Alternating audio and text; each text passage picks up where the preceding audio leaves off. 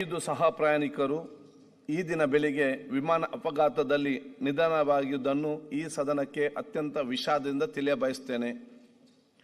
ಶ್ರೀ ಅಜಿತ್ ಪವಾರ್ ಅವರು ದಿನಾಂಕ 22/7/1959 ಅಹಮದ್ ನಗರದ ದಿಯೋಲಾಲಿಯಲ್ಲಿ ಜನಿಸಿದ್ದು 1982ರಲ್ಲಿ ಸಹಕಾರಿ ಸಕ್ಕರೆ ಕಾರ್ಖಾನೆಯ ಮಂಡಳಿಗೆ ಆಯ್ಕೆಯಾಗುವ ಮೂಲಕ ರಾಜ್ಯಕ್ಕೆ ಪ್ರವೇಶಿಸಿದ ಶ್ರೀಯುತರು ಪುಣೆ ಜಿಲ್ಲಾ ಸಹಕಾರಿ ಬ್ಯಾಂಕಿನ ಅಧ್ಯಕ್ಷರಾಗಿ 16 ವರ್ಷಗಳ ಕಾಲ ಸೇವೆ ಸಲ್ಲಿಸಿದರು.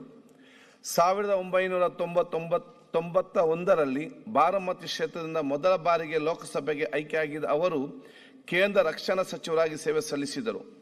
ನಂತರ ಬಾರಾಮತಿ ವಿಧಾನಸಭಾ ಕ್ಷೇತ್ರದಿಂದ 7 ಬಾರಿ ಮಹಾರಾಷ್ಟ್ರ ವಿಧಾನಸಭೆಗೆ ಆಯ್ಕೆಯಾಗಿದ್ದರು. ಕೃಷಿ ಮತ್ತು ವಿದ್ಯುತ್ ಖಾತೆ ರಾಜ್ಯ ಸಚಿವರಾಗಿ, ಮಣ್ಣು ಸಂರಕ್ಷಣೆ, ವಿದ್ಯುತ್ ಮತ್ತು ಯೋಜನಾ ರಾಜ್ಯ ಸಚಿವರಾಗಿ, ನೀರಾವರಿ ಇಲಾಖೆಯ ಸಂಪುಟ ದರ್ಜೆ ಸಚಿವರಾಗಿ, ಗ್ರಾಮೀಣ ಅಭಿವೃದ್ಧಿ ಸಚಿವರಾಗಿ ಹಾಗೂ ಮಹಾರಾಷ್ಟ್ರ ವಿಧಾನಸಭೆಯ ವಿರೋಧ ಪಕ್ಷದ ನಾಯಕರಾಗಿಯೂ ಸೇವೆ ಸಲ್ಲಿಸಿದರು. ಮಹಾರಾಷ್ಟ್ರ ರಾಜ್ಯದ ವಿವಿಧ ಸರ್ಕಾರಗಳಲ್ಲಿ ಅಡಿಯಲ್ಲಿ 6 ಅವಧಿಗೆ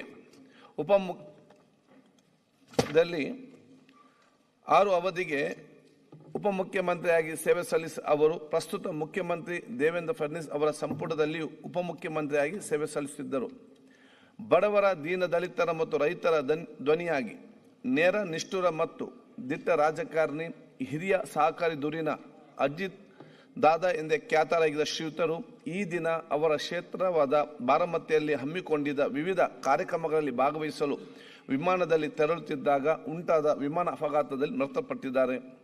ಮಹಾರಾಷ್ಟ್ರ ರಾಜ್ಯದ ಹಿರಿಯ ರಾಜಕಾರಣಿ ಶ್ರೀ ಅಜಿತ್ ಪವಾರ್ ಅವರು ದಿನಾಂಕ 28 ಜನವರಿ 2026ರಂದು ನಿಧನ ಹೊಂದಿರುತ್ತಾರೆ.